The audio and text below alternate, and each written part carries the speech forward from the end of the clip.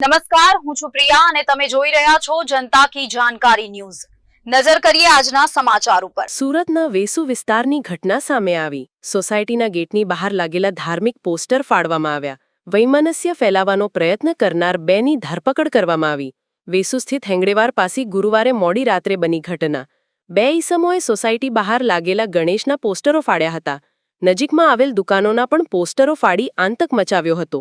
સમગ્ર ઘટના નજીકમાં લાગેલ સીસીટીવી કેમેરામાં કેદ થવા પામ્યા હતા।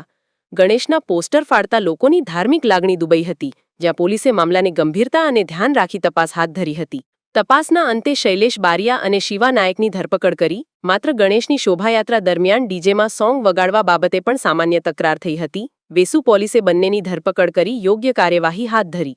સુનીન ગાંજાવાલા, સુરત। સિટીના વેસુ પોલીસ સ્ટેશન વિસ્તારમાં સવારે 2 થી 9:45 કલાકની સમયગાળા દરમિયાન વેસુના હેડગેવર નગર ખાતે ધાર્મિક પોસ્ટર ફાડી નાખવા બાબતની જાહેરાત થયેલ હોય અને આ બાબતની જાણ થતાં પોલીસ સ્ટેશનના સર્વેલન્સ સ્ક્વોડના કર્મચારીઓ સીસીટીવી ચેક કરવા અને લોકોના નિવેદન લેવા ચાલુ કર્યા અને આમાં કોઈ વર્ગના લોકોના ધર્મના અપમાન કરવાના ઈરાદાથી ગણપતિ ભગવાનના પોસ્ટર અને આજુબાજુના દુકાનોના અને બાકી પોસ્ટરો આ લોકો ફાડી નાખ્યા। સાથે સાથે આ લોકો હેડગેવર નગરની બાજુમાં પાર્ક કરેલ એક 4 વ્હીલ ગાડી તથા એક ટેમ્પોના કાચ પણ તોડી